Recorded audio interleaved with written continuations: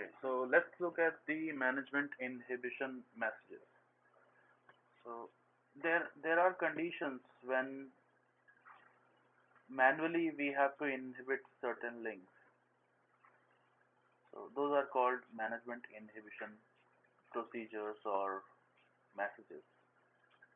So basically the case is when, let's suppose on a particular link, there is a it has happened that for several times the changeback has happened and changeover has happened in a very short period of time. Okay, so that indicates there is something not right with that particular link. So a manual attention is required on such link.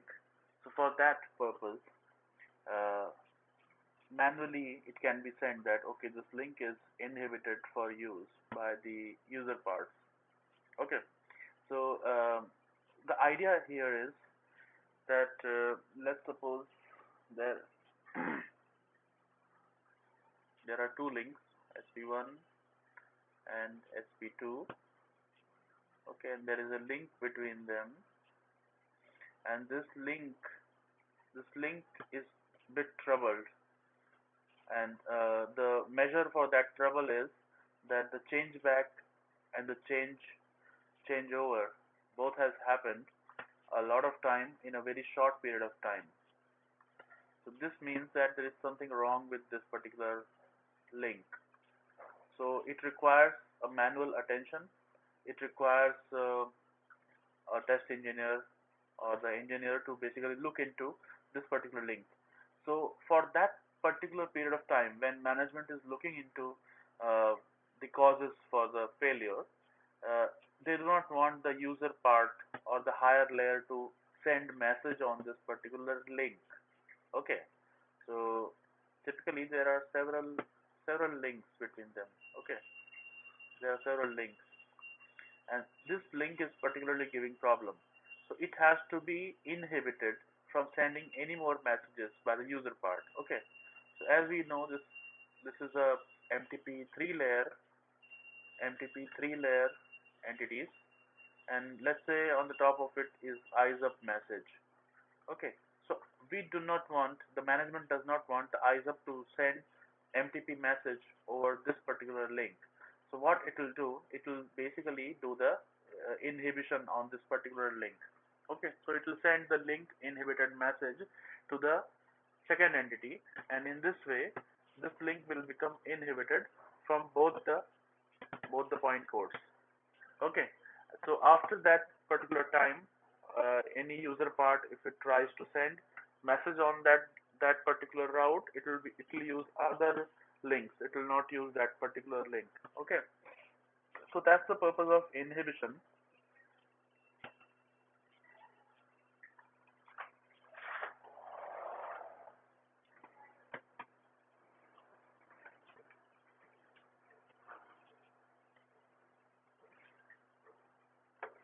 Okay, so basically what happens that uh, here is an actor who basically does inhibit on this particular link.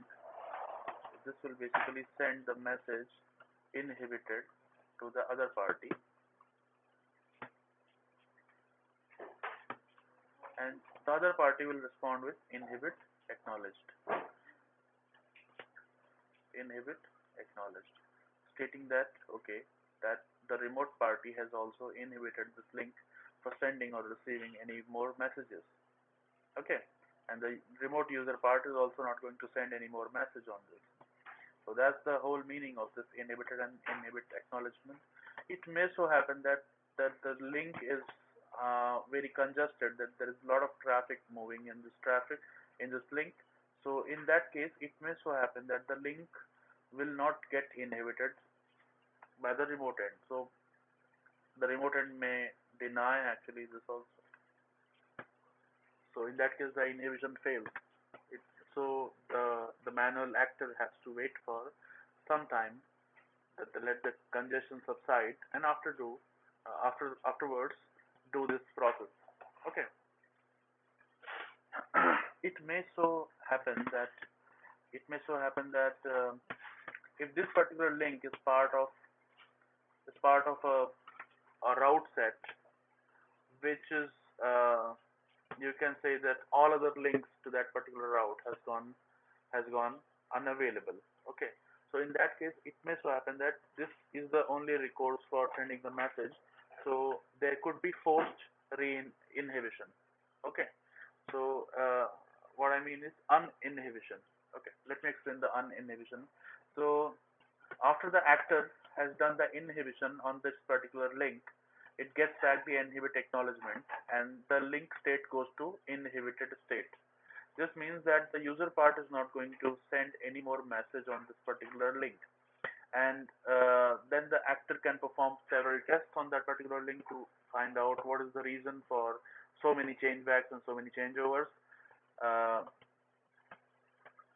After that, it sends the uninhibited message. Okay, so just to reverse whatever inhibition it has caused, it will send uninhibit message, which will be acknowledged with uninhibit acknowledgement by the remote end.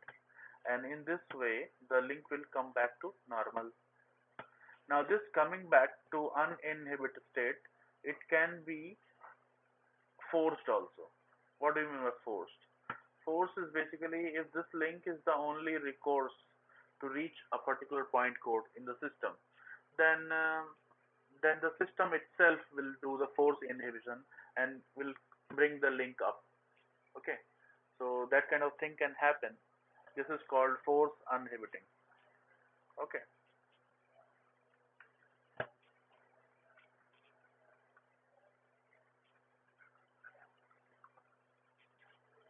okay. So let's look at the format of this particular message. Okay, so format of management inhibiting.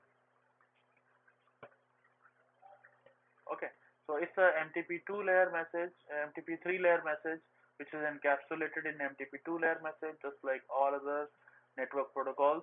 So there is CRC, there is information field. Okay, and then there are other messages like other parameters like SSN, BSN, etc. Okay, so I'm not going deep into others. Let's take a look at the info message. So info message has H1 and H0, header 1, header 0, H1, H0, routing label, and the service information. Okay, so routing label and service information is pretty standard of all the MTP messages. Okay, that's for the origination point code, the destination point code, and signaling link set, and the service part. Okay, which user part it belongs to. So that's a pretty standard part. Now H1 and H0, this is the main part which is going to identify exactly which message is getting transferred. Okay, so H0 here is fixed. It is fixed with 0110. Okay, and H1 is going to exactly identify which inhibition message is currently being sent. So for example, link inhibit signal. Okay, link inhibit signal is indicated by 0001. Okay, and link uninhibit signal is denoted by 0010. Then the acknowledgement of inhibit. Okay, acknowledgement of link inhibit act 0011. Acknowledgement of link uninhibit. This is done by 0100. Okay. Then there is link, inhibit, denied signal. Okay. So let's suppose there is a congestion on that particular link, then the remote end can actually deny that particular inhibit signal. So that is denoted by link inhibit denied.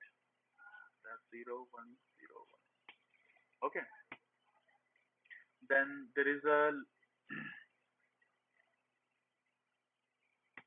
then there is a link force uninhibit.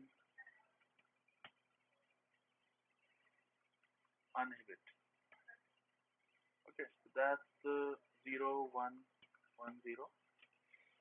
Okay, so like that, these are the link inhibit messages which are used in the management inhibition. Okay.